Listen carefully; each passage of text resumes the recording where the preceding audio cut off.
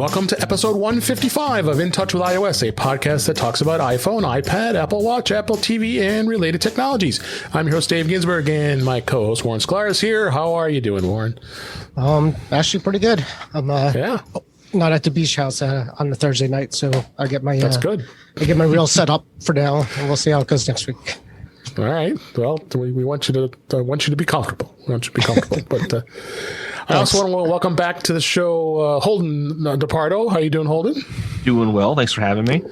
Also back on the show, they come as a tag team here, Brian DePardo. How you doing, Brian? David, I'm doing wonderful. Thanks for having me.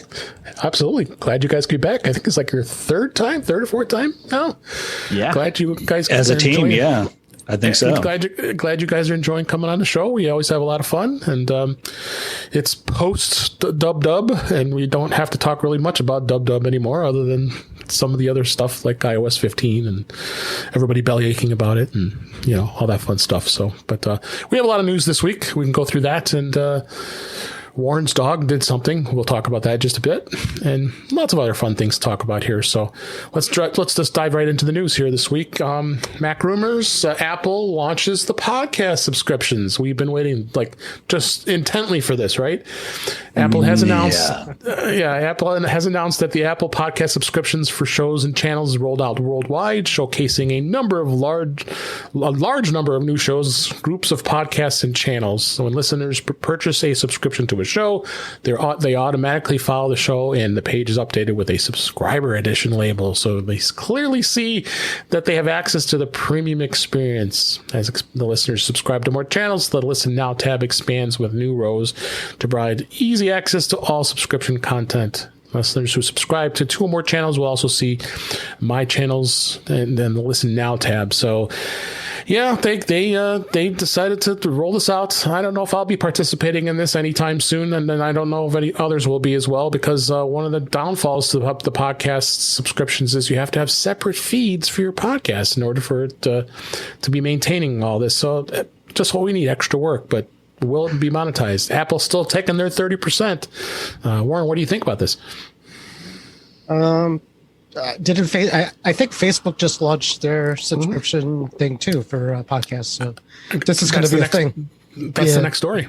Oh, just combine them. This is the same thing. Yeah. But yeah, I mean, I guess this is a thing now to monetize podcasts, which is good. I mean, it's even if it doesn't work, you have the possibility to try it. And as far as recording different streams, does that mean you have to record different shows for each service? Or no, how does that work? You can do the same show, but you have to have a separate feed in order to supply that. I think I haven't seen what Facebook's plan is yet, but Facebook also, another article there from 9 to 5 Mac, they're going to be launching their own platform next week. This was actually reported by The Verge, that podcast creators are going to be able to have a new podcast page that will go live. So this is not for pay. This is actually another place to actually put your podcast. Holden, you being a podcaster, what do you guys think of this? Have you been exploring this at all? In terms of the Apple podcast subscriptions, we really haven't looked into it. And Facebook, no. I don't know. I guess we'll put our podcast there. I'm not a Facebook fan. I guess we'll put our podcast there, but I just don't think people trust Facebook enough for them to start using more of their services like this. So it kind of remains to be seen.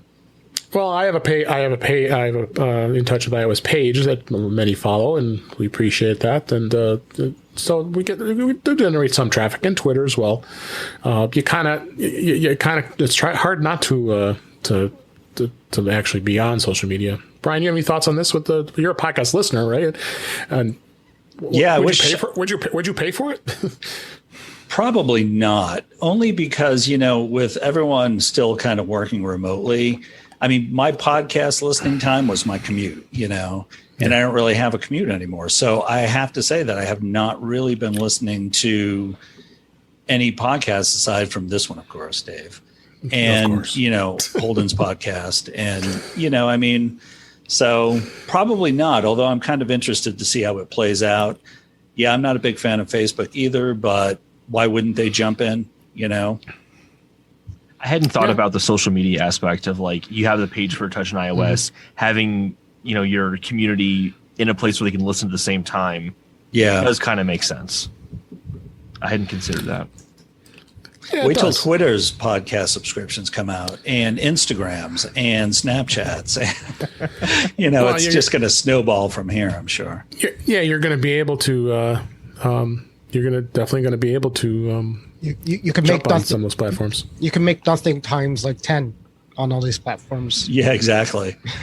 So, Dave, explain something to me though. You said multiple feeds. Does that mean you have to have a different host for each? No, it means that you have to go to Apple's podcast subscriptions feed and provide the content there as well as on your normal. So like in my case, I don't know what you guys use, Holden, but I use Libsyn. So Libsyn is my host for the podcast, and that's how the RSS feed goes out each week. And but people want to be able to consume it, not only online, but on their iOS devices and all the podcast catchers that are out there, many of choice. My favorite as of late has been Pocket Casts, and there's also Downcast, and there's also so I'm not mentioning the Apple Podcasts app because it's not great. It really isn't. It's gotten better, but it's just, and that's the thing with these. The only way you'll be able to listen to these paid podcasts is by using the Apple Podcasts app. So, but then I go look at we go look at our my numbers in the Apple Podcasts app, other than actually listening to it in the browser, is the top 2 of people, the way people listen to this podcast. So it's hard to beat it. It's just kind of like with Facebook. I mean, it's hard to beat the billions of eyeballs that are out there. And Warren, of course, is a big Facebook person because of Back to the Future and enjoys Facebook. But there's nothing wrong with that. I'm on Facebook every day. So you left out my mom. That's why I'm that's why originally. Yeah, that's why we're on it originally. So. Oh, your Facebook. Okay. Yes, until Back to the Future came along. No, then I stopped posting on my timeline. People thought I died. It was a whole thing. That's right. So it's going to be interesting to see where this goes. I mean, more and more things are going to be happening with paid subscriptions, and more small pieces of that puzzle, and then we'll just see how it goes. I mean, I'd be interested to see. Again, like I said, Apple takes 30% of that, so that's a pretty big chunk. What bugs me is that they also charge $20 a year to offer subscriptions to the podcast app, which seems, why do that if you're going to take a 30% cut as well? Like, you would think the 30% cut would easily cover everything. Right. Yeah, it's $20, really? Yeah, per year, yeah. That's messed up. Yeah, so it's going to be interesting to see where it goes, but it is Apple. The next story, Apple CEO Tim Cook, sideloading apps would destroy the security of the iPhone. Tim Cook participated in a virtual interview at the Viva Tech Conference, which is described as Europe's biggest startup and tech event. Cook was interviewed, and he was interviewed by the CEO and founder of Root, a media company that creates short-form video content. And much of the discussion centered on privacy, of course, because Apple was really big on privacy, obviously with DubDub, and Cook does participate, but he did say that they've been focusing on privacy for over a decade. We see it as a basic human right, and a lot of the things we know as far as the views go. And we talked about this on Mac to the Future Goal yesterday, right, Warren, and we had a bit of a debate. Is sideloading going to be something that Apple would ever consider supporting? I don't think so. But they also could force their hand, and the governments could say, "Hey, you have to." What do you think, Warren? I don't like what I said yesterday, but I'm kind of still on the idea that if they were forced to do this, then they would fundamentally change iOS, possibly in a way where maybe the sideload, it's almost like a virtual machine in iOS that separates it from the iOS. So if you install an app outside from the Apple Store, it would sort of go on its own kind of partition, so it doesn't affect the operating system. And this way, they could still say, "Listen, our stuff is secure. We're allowing you to see these apps, but they're running a separate version of iOS." Yeah. Brian, what do you think anything about this? Do you think it's a good thing that they would allow side loading of apps? I think it's a terrible idea. And I think that the amount of iPhone users who even know what side loading is, I mean, nobody wants this aside from a very vocal minority. And that's it. They're making a big deal about it. But, if you have 1 billion iPhones out there, I'd say, I mean, that's a lot you're opening up simply to appease a very small amount of people. So I think it's a terrible idea. I don't want the ability on my phone. It's just, I think Tim Cook's right. I don't think this is, something that they should ever consider unless they're forced to. But any thoughts on that, Holden? I mean, I 100% agree. I have an iPhone and I use Macs, Apple products generally, because I want the privacy, I want the security.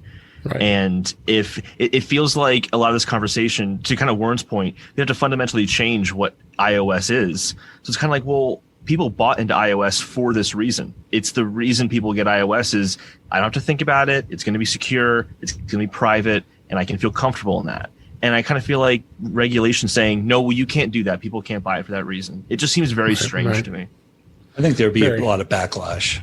I agree. Yeah, so I'd be very upset. I bought an iPhone for that reason. Exactly. And then you go back here, and then the Congress here decides they want to vote on a new antitrust package that wants 0 Apple pre-installed apps on the iPhone. Okay. Yeah. Last week, a Democratic representative from your fine home state of Rhode Island, David Cicilline. Yeah. Let me tell you about him. Yeah. Introduced a new antitrust reform legislation that would prohibit Apple from pre-installing its own apps. This is according to a report from Bloomberg. He's saying that proposals prohibiting tech platforms from giving an advantage to their own products over those of the competitor would mean Apple can't swipe devices with pre-installed apps on its own iOS operating platform. Doesn't every operating system come with the pre-installed apps? Why would this just be Apple? Yeah, exactly. Yeah, it's anybody. What about the phone app? Like, what do you do? You can't pre-install the phone app. It's a phone. Yeah, you buy it, you take it out of the box, and you've got a blank screen. And everyone's like, okay, now what do I do? Can they not install the App Store on there? So it's like no Apple apps at all. So you just get a blank screen. No phone. How do you get the apps if there's no App Store? Exactly. I have been thinking about this, though. Yeah. And one thing Apple could do to get around this, if their hand was ever forced, would be during the setup process, say, hey, do you want to automatically download these apps and have them installed during the setup process? And maybe even give the user the choice to select which ones they want.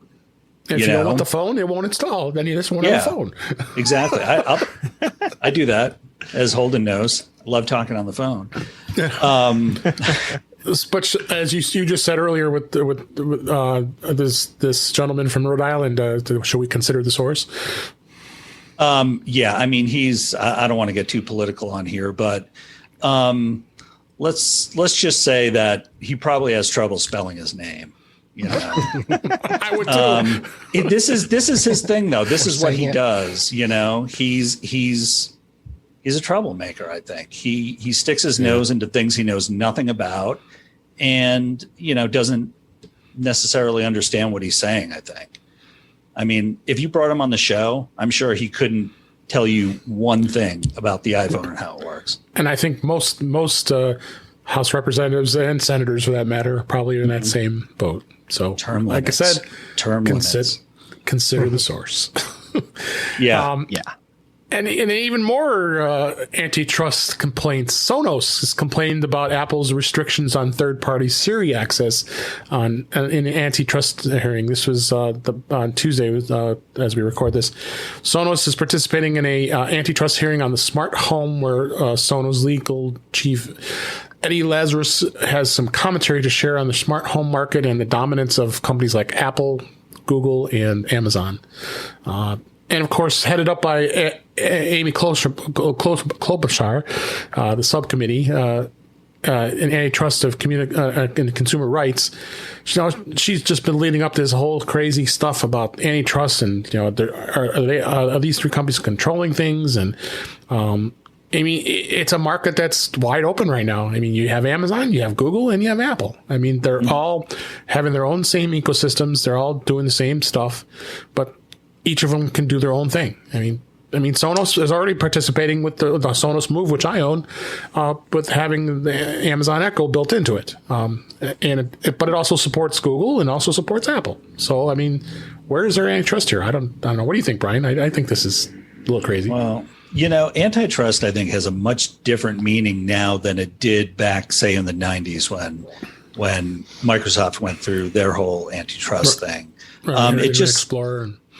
Yeah, and bundling that with Windows. I mean, it's just they're looking for places to, just, I think, cause trouble. I mean, there's really no reason.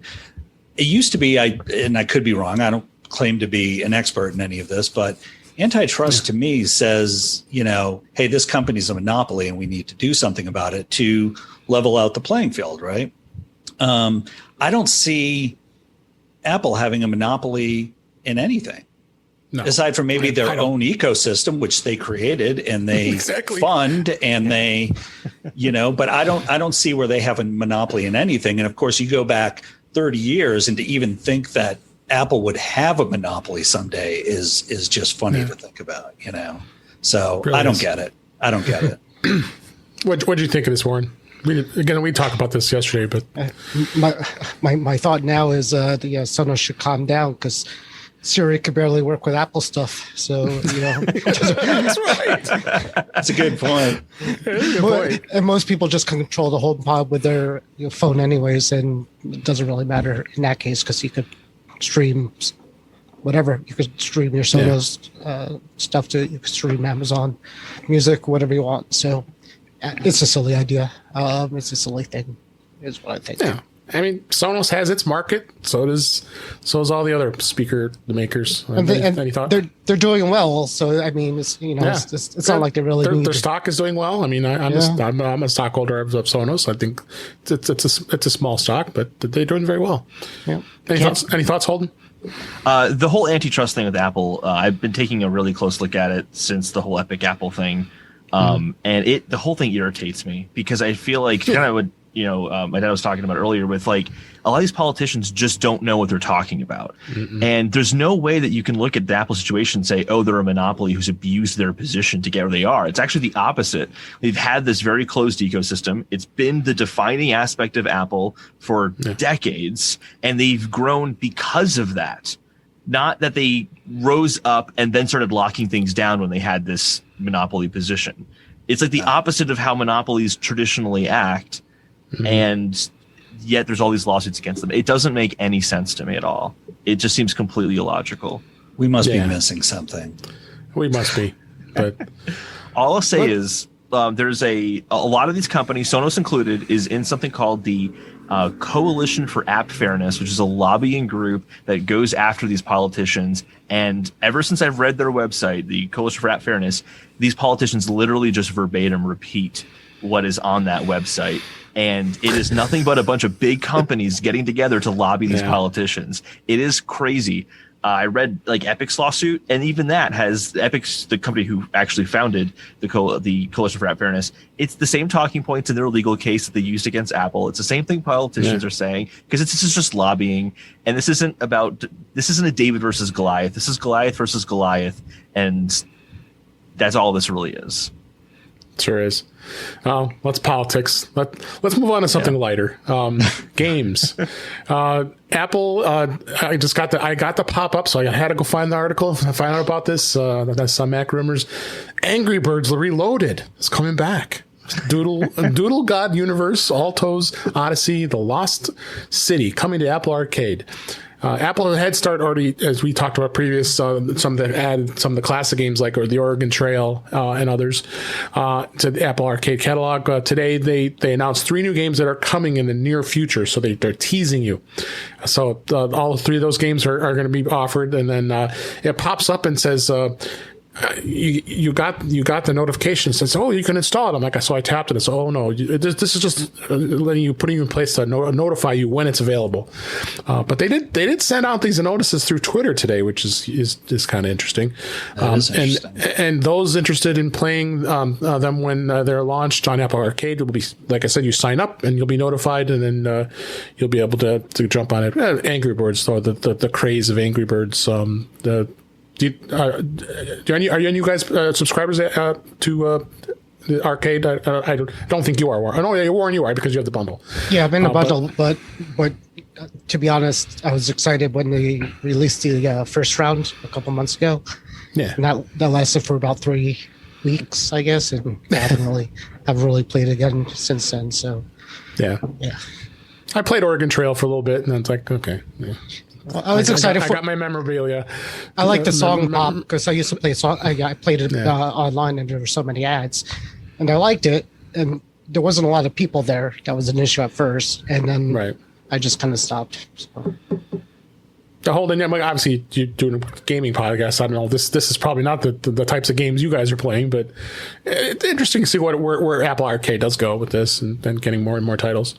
Yeah, absolutely. I think this is a better method to get subscribers than Apple has done in the past with Apple Arcade, which was having... They've always had high-quality games in Apple Arcade. Like, for mobile games, they're very high quality. But, like, What's the Golf? Which is actually, when that came out, one of my favorite games of the year, regardless of console. That game is hysterical. Yeah. But it's hard to say, like, oh, you should get Apple Arcade. There's a really funny golf game you should play. It's a really hard sell.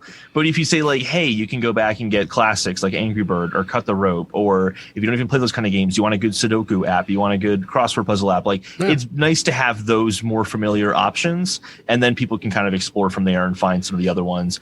I'm personally very happy that Threes is available on there, because I think Threes is one of the best games ever made, not even just on mobile, but ever made. It's awesome.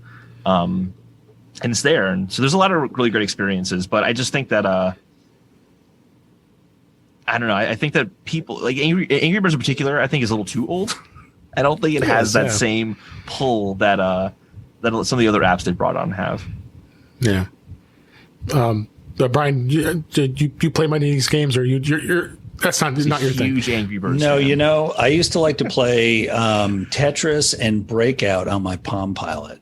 Your Palm Pilot. I remember that. I was playing that. I was on my Game Boy at the Game Boy. On the Game Boy. I did. I think the last video game console or device I bought for myself was in probably like 1990, the original Game Boy, and I played Final Fantasy and probably like Zelda or something.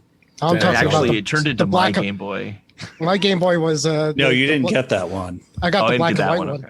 The black and white one, the original Game Boy. Oh yeah, yeah, with Tetris on it, and I used to see the blocks on the ceiling because I looked at it so much. Yeah. Yep. I used to work in a call center, and that's what we did. We'd sit. It was like the Queen's Gambit Game with Boy Tetris. while you're waiting for calls.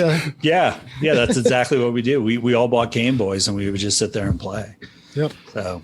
But no, I don't play many games. I mean, of course, I played Angry Birds and Cut the Rope and Doodle Jump and all those back like 10 years ago. But I leave that to professionals like Holden, so. The new Cut the Rope they have, or the remastered Cut the Rope they have on Apple Arcade is very good, actually.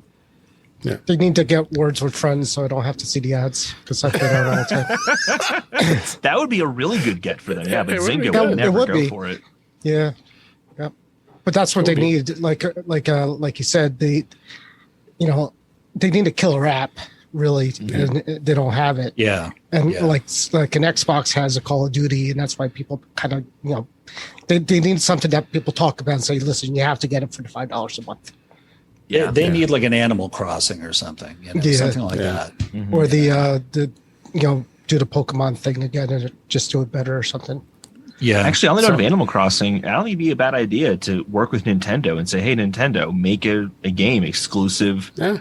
To Apple Arcade. I mean, Nintendo probably wouldn't do that because they like to keep things. They're very much like Apple, keep things to themselves. But I mean, you can go to any other mobile company and that makes good games and probably get something pretty big. Sony, I know, wants to make mobile games now, and if you get some of those Sony franchises on Apple Arcade, that could be a big seller. Right, but the problem is here that Apple's going to have to pay Nintendo to do this, and they're going to have to pay a lot. to do that. And then they they're might still not be able to afford it. But that's the problem. They're still only charging. Well, just buy a Nintendo. Right. Trillions. They could afford it, but they're $1 trillion. But the subscription price doesn't change, so they're not making any more money in it. That's the problem. So if they did that, they would have to raise the price of the Apple Arcade. Yeah. Yeah. No, you're right. You're right. So at least 3 of 4 of us here are Arcade subscribers. So sort of. Yeah. I mean, I am. I have it, but I thought maybe the kids would use it, but they don't. Part of the bundle. Yeah. Well, they have the Switch, and if you're going to play a game on your phone or the Switch is much more engrossing. Oh, yeah. Yeah, true. So, all right, let's move on and talk about Apple TV Plus. Well, the party's over. The free trial is now reduced from 1 year to 3 months, starting July 1st. For quite a while now. It's well over a year. The Apple's giving a free 1 year trial of Apple TV Plus with any iPhone, iPad, Mac, or Apple Watch purchase, even an Apple TV. That promotion is now ending on June 30th as we record this. It's a couple of weeks away here. And Apple has updated the website to show that from July 1st on, the included free trial will be shrunk to 3 months on eligible purchases. And they've been offering different promotions and credit and all that fun stuff. But you know what, Ted Lasso, all I gotta say is Ted Lasso. That show is freaking awesome. Right. It's unbelievably great. I think I'm gonna go back and watch it again. I mean, I was on there right away the first season. Yeah. You in fact, you start. I didn't know about it right away. I got you and Guy into it. I told you guys to watch it. On it. Yeah, yep. I'm like completely hooked. And then our friend Kelly Gamon's doing a podcast. They're rewatching all the episodes and spending a long hour and a half recapping each episode each week. I did it twice. I watched the series twice. So yeah, I got to go back and watch because to see it. July 23rd. But they've been very generous with Apple TV Plus because even when we signed up, I think you got the same credit I did, Warren, I signed up for the full bundle package, and they're giving me a $4.99 credit. Had been for the last few months after I had signed back up. So it's crazy. Like, I don't even know what I had because between the stuff I purchased and then I did subscribe to it at one point, and then I got the bundle. I don't even think Apple knew what I had, so they were sending me money back, and I was sending them money, and it was So I'm assuming I still have it because I have the bundle at this point. So I'm sure. Yeah. So all right, so you're gonna be paying up, but you know what? We pay $29.95 for the bundle. That's the premier bundle that gives you everything, and I'm pretty happy with it. And I'm sharing with my family, so they're getting to enjoy it.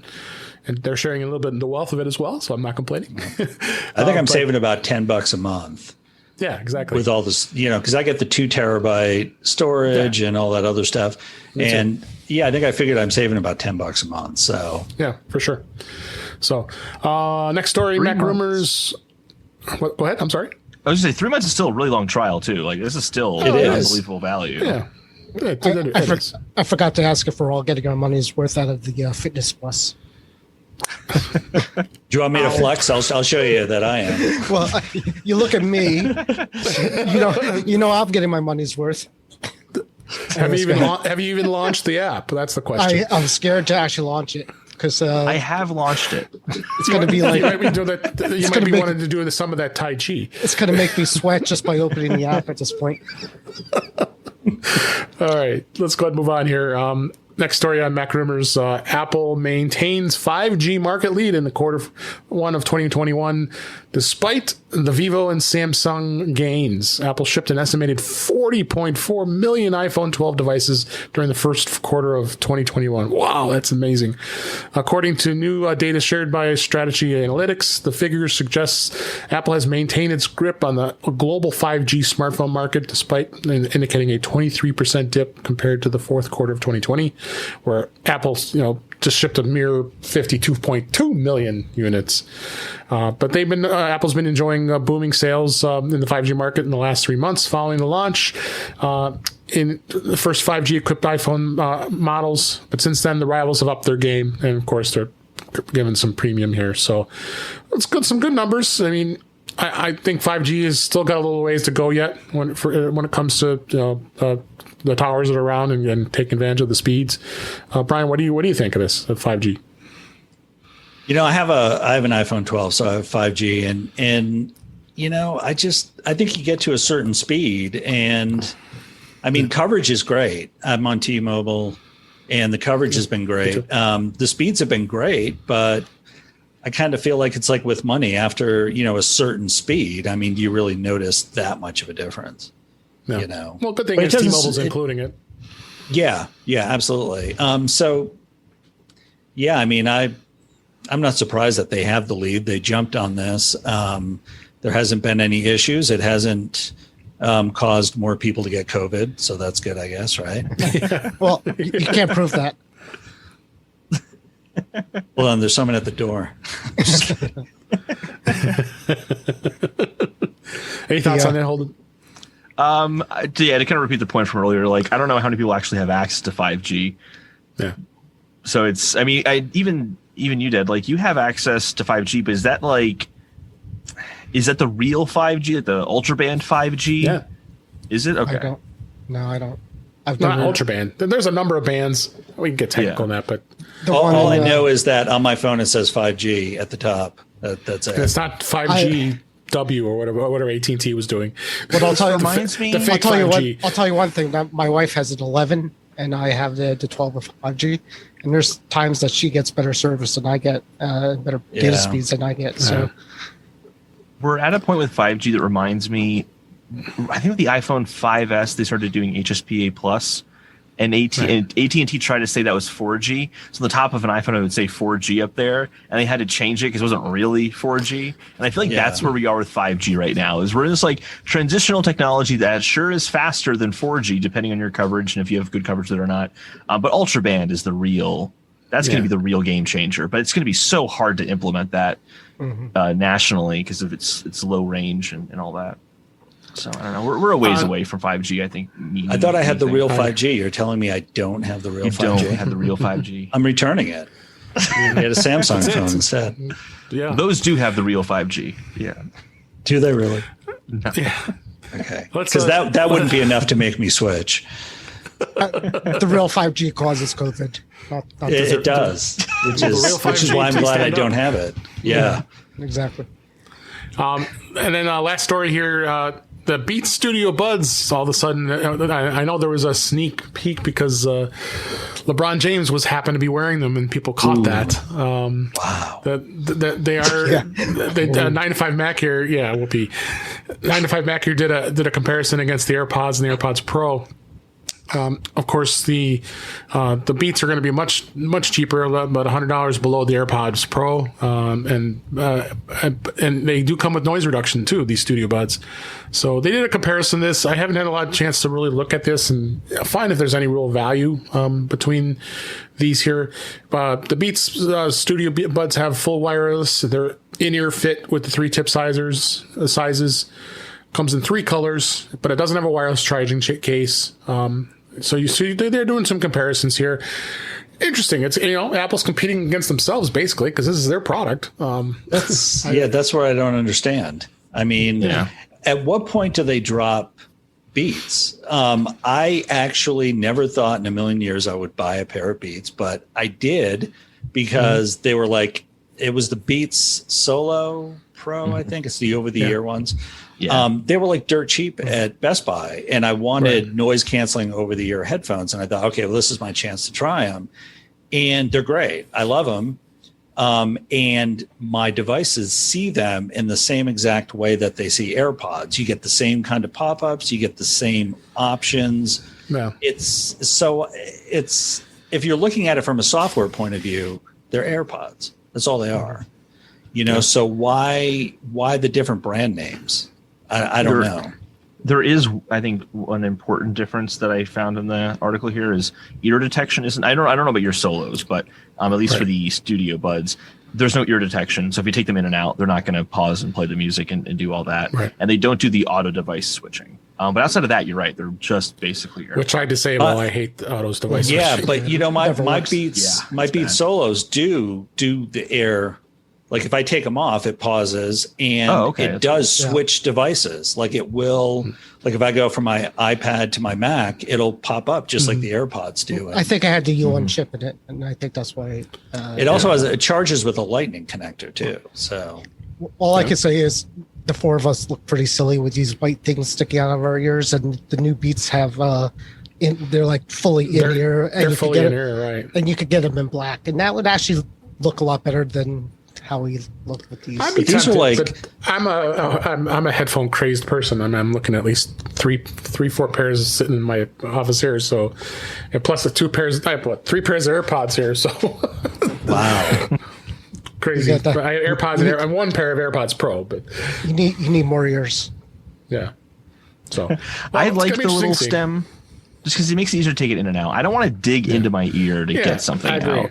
Yeah, it's easier to grab them. So yeah, I agree. I'll make something on Amazon to pull them out for you. So. All right, let's go ahead and move on to the topics of the week here. There was some good stories this week. So Warren, tell us your story about Lola and the AirTag. All right, I'll make it quick. But I bought a 4-pack when it came out. 2 went to my dogs. 1 to Lola, 1 to Charlie. So I noticed, like last week, that Lola's AirTag would only update the location maybe every few hours. Long story short, so I was going to unpair it, repair it. So first of all, this is I'm going to show you a few things. This is easy. Share screen. Okay. So this is Lola. If you can see her. All right. So that's Lola. And for those of you watching the live stream here, of course, you listening, I'm not seeing this, but So let me stop that. So that's Lola. So we did that. So I took it off, and before it was in the Apple case, which is this one. So that's the case I got for it. All right. It's okay. You see it? Okay. Anyways, so this is what it looks like now. It's mangled. It's mangled. Looks like she did some biting. She did. Bring it up. This is up front. There we go. Look at that! Wow. Nice. And this, we're looking at a very tooth riddled AirTag there. That's just the back, the white part, the back part of it. But the silver part, didn't it come disassembled a little bit? Yeah, I'm going to show you that real fast. Wonder how it tasted. We were worried. My wife's like, you could have her, she could swallow the battery. I'm like, let me tell you about the battery stories. Battery is in there. Yeah, yeah. All right, this is what it looked like on the back. Oh, wow. So yeah, it's a pretty mangled metal. Yeah. So in any case, it still beeped, but after I unpaired it, it wouldn't pair back to my account, no matter what I did. And there's an article, in case anybody needs to do it. There's an article to reset your AirPods, and the way you do it real fast is take the battery out, put the battery in, make it beep, take it out, do that 5 times, and then put it back on, and it's supposed to reset it. Never did it. So I had Apple support on chat, got disconnected 3 times, got with a senior advisor that said, he said, go out of Bluetooth range of your other devices and try it again. I'm like, how am I going to do it? Where am I going to go? I'm not going to in my car. So he disconnected, they all disconnected on me. So I made a Genius Bar appointment for Monday. I'm going to bring in my one. I'm going to bring in my one AirTag. This is just out of spite at this point, just out of anger for Apple, because it's only $30. I'll probably just get another 4-pack anyways. But so we'll see what they say. Now, are they going to say it's physical damage and that's why it stopped working, or are they going to say something else? We'll find out. Guaranteed. That's what they'll say. Guaranteed. They'll look at those bite marks and just be like, "Oh, it's got to be that. We can't run any diagnostics, so it's got to be that." Guaranteed it's going to happen. It still beeps and everything. It's still, it works somehow. But like I posted in Back to the Future earlier today, it says, we warned you that Apple warns that you shouldn't be using your AirTag for your dog. I don't think that's the reason they said that, but yes, okay. For liability, I think there was really... the reasoning on that, don't you think? Yeah, I'll let you know how it goes on Monday because I'm curious. I'm going to really go through with it too. What Apple should do is what Nintendo does with the Switch cartridges, which is they actually make them taste terrible. Yeah, like try to like lick a Switch cartridge, try to eat it. Like it's revolting. Yeah, it's really nasty. So dogs will just spit it out. Babies will spit it out. My dog eats my dog eats crap, like little crap. So she'll eat it. I don't think that's going to deter a dog from eating it. Maybe someone like me. You tried one, right, Holden? You've actually. I did. I actually did try to. I licked a Switch cartridge to see what it was like, and it is. Okay.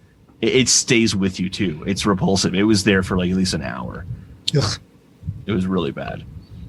I'm exaggerating, wow. But that's kind of crazy that they would have to do that. What does that say about us as a species? Each game has a different putrid flavor. That's I was going to say it was a Frogger. Yeah. It's Birdie Bot's ever flavor beans of Switch games. Yeah. All right, let's go ahead and talk about beta this week.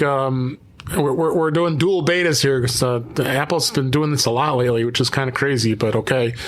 They seeded the third beta of iOS 4 and iPadOS 14.7 to developers. It's I believe it's out in the public now too, and there is no other changes on it. And I can't ask Warren what there is because he's on iOS 15. So I'm going to be doing this. I did this last year. It's just getting upset that every time they come up with the beta for the old operating system than the one I'm on, and just kind of like I think they did it on alternating week at some point, right? They're going to start doing that's what they're going to do, the iOS 15 beta one week, and then it's going to be the iOS 14 beta until they finish it out. So, well, we wanted to see if this is going to be the final version other than just the .1, .2 incrementals for any fixes. But they're saying just some under hood bug performance improvements, bug fixes that weren't addressed in the 14.6. But there might be there could be a few minor features, but there's nothing else. The big thing was with the Home app and being able to set multiple timers with the HomePod or the HomePod Mini. That's been discussed with that. So, but iOS 15, of course, whole nother animal. So, and again, iOS 15 is still in beta for developers only. So you cannot get onto iOS 15 unless you have a developer's account. You can. You can, and so far, how's iOS 15 been for you? Now you've had it for 2 weeks. It's actually not bad. I have one semi-important app that doesn't open. Other than that, it actually fixed a problem I had with the old operating systems. You know how you could create a shortcut on your home screen to a shortcut. You could create an icon on your screen for a shortcut. I have one that changes my wallpaper. I think we talked about that once, where you can actually change the icon. And the shortcut for half the time worked and half the time failed. So it bothered me. And now iOS 15 it works. So it fixed a couple things like that. Even on the iPad OS, I put it back on 15. It runs well. It's not the fastest. Pretty stable. Yeah, my battery hasn't really changed that much. Maybe a little bit on the watch. The battery went down a little bit, but other than battery on the watch, I haven't noticed any difference on it. So battery life on the watch has been not so good? It's been a little worse, but not. I think, iOS. I don't remember what iOS, but there was one where the watch would go from like 100 to 0 and Yeah, I remember that. Yeah, it was crazy. Same with the phone. I was at WWDC. I went once and I did the beta on my phone, and I had to go to find a T-Mobile shop to buy a battery pack for it. I couldn't even get through half the day of it. So, but it's good. I'm using the picture to text feature, the text to picture feature. Yeah, live text. Yep, I'm doing that. The notifications are funny. Sometimes they don't work really well. I get there's a thing now where if you leave your AirTag behind, it will tell you that you're separated from it. But I found that it doesn't. Sometimes it works the opposite. It says you left your dog back there when you're halfway to the beach house, and you look there, and the dog's right in the back seat. So it's not quite there yet. So it scares you a little bit. But those are fun, and I haven't played with the Focus stuff yet, which is something I kind of should get into because I hear it's pretty good. It's really good. Yeah. The Focus stuff is really good. So you're running it, Brian, on your iPhone or just your iPad? Just my iPad. I don't have it on my iPhone yet, but the Focus feature is great because I use my iPad for writing mostly, or it's one of the things I use it for. And I can create a focus that's called writing, and it actually lets you create a home screen for that focus. So I have a home screen with some widgets and the apps I use when I write, and everything else goes away. It's just that home screen. And then when I take it off, everything comes back. It works really, really well. Great. I'm really, it's been super, knock on wood, super stable on my iPad Air. So that's like great. I've got to run it on my first gen.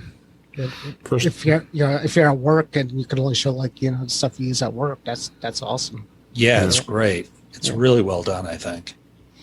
Holden, are you running any beta? I'm doing just the iPad version, which I primarily did just so I can have a consistent app library and widget experience across my iOS devices. Did you see the meme? There's a meme that says iPad OS 15 is just iOS 14. Yeah. So far, that's definitely been my experience with it. I haven't done too much with the Focus, but I love the new multitasking features. I think they are really, really strong. It just feels easier to multitask and get to apps that I don't have in my dock, and I think it's a more fluid experience. I like it a lot. I do have a problem with performance. I've noticed in the past week or so where sometimes it won't respond to touch input at all, and I have to basically what I have to do is drag my finger all around the screen, and then it starts responding again. What model? What do you have? Which iPad? Air 3. Okay. Yeah. So I have the Air 4. I have the M1 and it rips. I can imagine. I can imagine. Do you have the 12 or the 11? I have the 12. I went with the 12. So you have the mini, the XDR display. It's nice. I mean, I had to get, Dave and I had the 2018 11-inch, and the screen, I mean, it's nice, but it's not hugely noticeable. The old Pros and the Air 3 that you have really nice screens, so you could barely really tell. So a couple of things. I had a bit of a list here, but we're not going to get through them all this week. A couple things just to make sure I mentioned that we talked about this before. Yeah, iOS 15 is compatible to amazingly going all the way back to the 6S and 6S Plus, but you have to have at least a 10S or a 10R or newer. For most of these great features that they were talking about. I have an article in the show notes about this, and specifically things like live text isn't going to work on a device that isn't a 10R or 10S or higher because the processor just can't handle it. So a lot of these things stand out. Visual lookup, interactive globe, 3D city experience in maps, spatial audio in FaceTime, portrait mode in FaceTime. So just be aware of that. I mean, be excited that your older device is going to be compatible with iOS 15, but you're going to be at the limitations as far as what new features you'll be able to utilize. So, but a couple things that kind of stood out. I wanted to kind of talk about this because it's been kind of you get online and you see a lot of people complaining that Apple just very disappointed with Apple. We didn't release all the things that we really need this thing to do with iPad OS, but get over it. I mean, it's going to get there. I think it's going to get fine. The first article I've got here as a top thing here, and I talked about this yesterday too on Mac to the Future, is the fact that the File app is now gaining NTFS support, progress indicator, and more. The ability of being able now to be able to connect in, and for those of us, Brian and I both work in the enterprise, so to be able to take a drive here that's NTFS and be able to plug it into an iPad and be able to get the files off of that device is pretty awesome. I mean, they really finally have added some great support with that. Same thing with the progress indicator. You never knew when the darn files were copying from the external device to there. Now you're going to have an actual progress indicator that's actually going to show you that you can at least copy that data and be able to get to it and see it, what the progress is. So it's pretty awesome. And then the other thing that was noticeable in the Files app, if you're using a mouse or a trackpad, it's now possible to click and hold and drag selection box over multiple files and perform batch actions such as compress. So you can compress now, just like being on a Mac, being able to compress a file, move them, copy them, and so on. And then you also can use the groups option as a view option and on the fly create groups. I've got the Magic Keyboard. That's going to be something that's nice. What do you think, Brian? I mean, I think this could be a game changer for us where we work, and potentially people using iPads and be able to securely have files on an NTFS formatted device. Yeah, it's great. I mean, the executives in the company that we work for, they all use iPads. They use the 12-inch iPads with the Magic Keyboards and self-service, and it does everything they need it to do. But now, I mean, they're getting all this additional stuff. I mean, I think from an enterprise standpoint, I think you're going to see now, like in our company, it's really just executive, vice presidents, but you're going to see it start to come down, I think, to more of the standard, everyday workers. And at some point, it'd be very possible for someone to use it as their sole work device. I know there are people in IT that do use it as their primary device. So it is possible.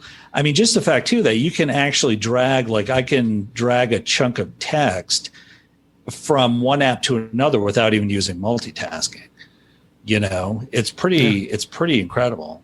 It's amazing how they've done it, and they've done it without resorting really to making it too Mac-like. They're really keeping the iPad as its own thing. And I think that's frustrating for some people because they want a touch-based Mac, and it's just never going to happen. Yeah. If they want a touch-based Mac, that's kind of what the iPad is, Yeah. Exactly. So choose one or the other. Warren, do you think you find any value of some of these features of the file management? They're getting better? Yeah, definitely. I went with that Logitech keyboard that Apple's selling, and I got the new iPad, so you always go through the test. Can this replace my laptop? I've tried. It's doing better than it has been. So it's getting almost to the point where I could probably get by on an iPad for work or life for at least a little bit more than before. So yeah, it's getting better. And we had, we talked about this on with Guy on one of the shows. Is do you want like a unified operating system? If the more the iPad turns into Mac, and the more the Mac turns into iPad, kind of too, with the way it looks and opening up iOS apps and things like that. Where's the end point? And Microsoft again tried to make one operating system for everything. It didn't work because it just doesn't. Some things just don't work right on a small screen, and that's it. I mean, if you put a Mac OS on an 11-inch iPad, is that going to really be comfortable for you? Or are you going to be able to navigate that? So it has to be different. That's a good point. These commercials that Microsoft has where they try and pit the Surface up against, and I mean, Dave, you've had a Surface. I have a Surface. Holden, I think you have one too. They're really great devices. They're terrible tablets. Yep. They're just keyboardless Windows machines. And Microsoft thinks that's a great idea, but you try and use touch on Windows 10, it's terrible. Especially if you're used to using an iOS device where the targets are much bigger, the multi-touch is much more precise. It's built from the ground up, and Microsoft's style of doing things is let's take something that exists and cram this feature into it and make it work, and it just doesn't. I have a Windows laptop that could fold over now and become a tablet. I've never once wanted to do that. And it's the same thing with Chrome OS. Chrome OS is terrible as a tablet. And I don't know why they think that the compromise is good enough. It's not, It's as not. far as But I'm concerned. I keep my Surface plugged in to my monitor at all times. I have tried to do some code review and read over something in Visual Studio, and just by swiping through it, I don't even like reading things that way on it, and like swiping through a page. It just doesn't feel right. It feels very off. And the iPad is way better as a computer replacement than the Surface is as a tablet. Yeah, that's 100% true. And the Surface really isn't a tablet. I mean, No. It's not. If They want you to think it is, but it's not. Right. Yeah. It's a computer with it's a computer. It's a laptop. It has it's basically, if I took my MacBook Air and was able to detach the keyboard, would the MacBook Air become a tablet at that point? No. According to Microsoft, it would. Yeah. Right. And also, I find the keyboards on the Surface pretty terrible too. I actually like the keyboard cover, the type cover. I love that keyboard. The trackpad is terrible, but the keyboard I think is the trackpad's terrible, but all Windows trackpads are terrible, even on ThinkPads. Yeah. But the keyboard, the feel of the keys I love it. Holden, do you like it? Well, so I have a 15-inch MacBook Pro from 2017, so any keyboard is better. I had that too. I'm so glad I traded that in. Yeah. I'm sorry. If you like that kind of keyboard, for the iPad, the Logitech thing I got that the Apple sells is almost a dead ringer for it. I like it. The Magic Keyboard case for the iPad has an unbelievably great keyboard. I love the way it feels. Yeah, I had it and I got rid of it because I like it too. Terrible. I have it. It's I enjoy so it. heavy though. It's so heavy. It is. It's thick and it's heavy, but it does its job. I think it's super expensive, maybe too expensive. Yeah, it's heavy, and then what's the point? Then at that point, what's the point of not just bringing a MacBook Air? And that's the thing I have. Like, I'm going on a trip next month, and I'm like, do I bring my MacBook Air or do I bring my 11-inch iPad?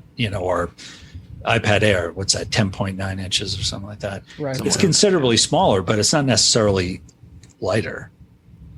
Mm-hmm. So but it's more versatile. That's the big thing. For sure. All right, we got two more quick things about what wasn't announced at the keynote, and then I want Brian the opportunity to talk about his two apps he's got picked for this week. In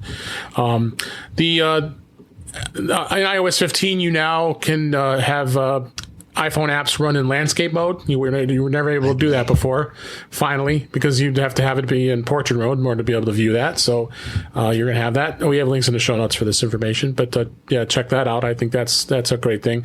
The other thing too, this really caught my eye, was the fact now iOS 15 is going to allow you to request refunds in app and not have to go out to the freaking website to have to request it. You now actually will be able to do it right from in app and report a problem. Instead of going on their website, you could do it right from the app at the App Store and do it, which is a great thing. So, did you have a comment? I thought you could do that before, though. No, I don't think so. Well, it's a store. So this is actually an API that actually Apple has introduced but there for was allowing developers to implement a request a refund option for their apps. But there was somewhere, like if you go to the account under your purchases, there was report a problem. I don't think you could do it from there. You had to go to the website to do it. Or it took you, that button took you to the website, I think, or something like that. I kind of remember just filling something out, but I could be wrong. Yeah. Any thoughts, Holden? No, I mean, those are good features to implement. I mean, keeping things as kind of ingrained and consistent across the experience as possible is good. And so if they can offer something within an app as opposed to going outside of the app, I just think that's a better experience to the customer. Curious what the antitrust consequences of this will be. But I don't think there should be any consequences for it. I'm sure it'll catch some political eyes. We keep going to politics. No more. You brought us there. I think the rule of thumb with the politicians is it good for consumers? Yes. Then it's antitrust. Yeah. Exactly. Get rid of it. All right, Brian. That was great to see a couple of apps. We haven't talked about any apps here in a while. Go ahead and tell everybody about your app picks for this week. Okay, I have two. One is just it's an app I've had for like 10 years. It's been around a really long time. It's called IA Writer, and it's like it's a text editor. It's uses Markdown. It's just an incredibly well-built app. It uses all of Apple's, standard, interface conventions and whatnot. And it is expensive. It's super expensive, but there's no subscription option. You just buy it outright. And I've bought the Mac version, the iPad version, the iPhone version years ago, and I'm yet to pay again. I'm great. Sure I will eventually, but it's just consistently a solid, well-built app, and their support's unbelievable. They're super responsive. So really like that. The other one is kind of a new one that I discovered. It's a password generator. I was looking for something to just create passwords with, and it's called PWD-password generator. And you'll know it's the right one because it's got a really colorful icon. I see that. The color, it's a really beautiful looking app, and it's super simple to use. The good thing about it is I can generate a password on my iPhone, and it automatically goes to iCloud Clipboard, and I can just paste it into my Mac or my iPad or into a text message and send it to somebody. So it's free, and it's 100% free. So I'm downloading that right now. Yeah, I really do recommend it if because I've been going through and changing all my passwords and trying to make it so everything has a different password, a secure password. So this has been Dave, LastPass and OnePass should do that too. One Password does it, but sometimes you can have a separate independent app like this. And it's a lot easier to open this app than go into unlock my vault and do all that other stuff. In One Password, right? Yeah. So it's another option. I think I like it. Do we know that this app is not taking all those passwords from and stealing them? It lists their privacy, nutrition label or whatever they call it. It says data not collected. Data not collected. So I'm going to take their word for it. It's just a guy who makes it. It's not like some company. Great ratings too. His name is Sundar Pichai. I was kind of His name's Mark Zuckerberg. I was looking for a Russian name. Michael McCallum. Yeah, is the developer. That's Vladimir Putin's alias, I think. It's definitely Putin. Right. I'll make it sound very American. You use my app. Yeah, you like it. Use now. You use now. It's good. All right, guys. I actually had an app if I could recommend one. Oh, absolutely. Let's make sure we get the show notes. It's called Card Hop. It's made by FlexBits, who makes Fantastical. Yes. It is really solid so far. I really, really like it. Just for how simple it doesn't do a lot that the Contacts app doesn't already do. Kind of two small things it does I really appreciate. One is that you can effectively in the search bar, you can just type in a command like FaceTime Brian DePardo, and it'll just start a FaceTime call immediately, as opposed to like going to the contact, clicking the option. I like that a lot. The other thing I like, and this is really practical for a lot of people, I think, is you can create different they call them business cards. And the idea is that you have a contact app for yourself, but you'll include things in there like your address or all of your emails or, your relationships, like people in your family, people like that, and you put all these things in your contact, but you don't necessarily want to share that with everyone. So you can basically create different business cards that give you certain information to share out. Yep. And not others. I think it's a great idea. It's really simple how it works. It's good stuff. I also just like FlexBits. I think they make good stuff. FlexBits, Fantastical is amazing. They do. And isn't it like free if you already subscribe to Fantastical? Yep. Which I think is great. Yeah. So you're getting a lot for. They have a Mac app. Mac and iPad. It's iPad, iPhone, and the Mac. And Fantastical's I could swear it's part of Setup too, isn't it? In Setup, I thought it was. I don't know. What is it called? What's nice about Card Hop on the Mac is that it actually sits in the menu bar. So you can just click up at the menu bar and type in any of those commands immediately and access them. It's great. No, it's not in Setup. It's on. Okay. They have Fantastical on there though. I thought. No, I don't think so. No, they're busy contacts. That's what they have. Yeah. Right. All right. All right. We put that link in the show notes too. But guys, we're way over time here. Let's go ahead and wrap things up. Thanks for guys being here. That's a wrap for this week. Please send your comments, questions, and suggestions to our email address, feedback@intouchwithios.com. You can follow us on Twitter @intouchwithios. You can subscribe in your favorite podcatcher, including Apple Podcasts and many others. But better yet, go to our website at intouchwithios.com, where all the links to all the ways to listen to us are there. I am Dave Ginsburg, and you can find me on Twitter @DaveG65. And Holden, where can everybody find you? You got some great podcasts you do. Yeah, I am on the Networks podcast. If you want more Apple stuff, we got stuff there. We are also on a video game podcast called Respawn Aim Fire, where we talk about video games and all that stuff. We'll have our kind of E3 episode coming out pretty shortly. And then, you can also catch me on Twitter @Holden DePardo. All right, great. Thanks for being here, Holden. I really appreciate it. Yeah, thanks for having me. Brian? And you're just a freelance writer, and you're in Dallas. Yes. And you know what? You can find me on Twitter because I have one follower.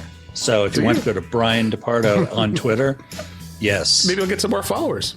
Is it me or is it not me? Am I a terrible son? No, you don't even follow me. This is like some person from Russia or something like that. I don't know. I thought I was following you. No, you know what I did is I deactivated my account and then forgot to reinactivate it or whatever after 30 days. So my account from that I've had since 2007 is now gone. And you don't even miss it. I didn't. I don't really use Twitter, so I don't either. Actually, yeah. All right, well, and Warren, thanks as always for being here. And Back to the Future, go join up that club on Facebook. That great group we got. A lot of good people there. And was anything exciting going out there this week? No drama. All good. Talking about tech. Talking about anything tech. Somebody even asked a question. I found it interesting. Somebody asked a question about she's traveling overseas to a different country, and she wants to know if there's a way to transfer her text messages from her cell company to email so she could get them. So we kind of talked about that. There's it's not really iMazing might be an option. Something like, but she's not going to have you need access to it remotely, I guess, to do that, right? So anyways, the point is, it's not just Mac, it's not just Apple. We talk anything tech related. Oh yeah, it's a lot of fun. Come and join also, us. I take the time to thank the guest. So thanks for coming. Yeah, thanks, Brian. Thanks for being here. Holden, thanks for being here as well. We really always have a lot of time. We're going to have you back again. Thanks everybody for listening. I hope you enjoyed the show. We enjoyed doing it, and we'll talk to you next time.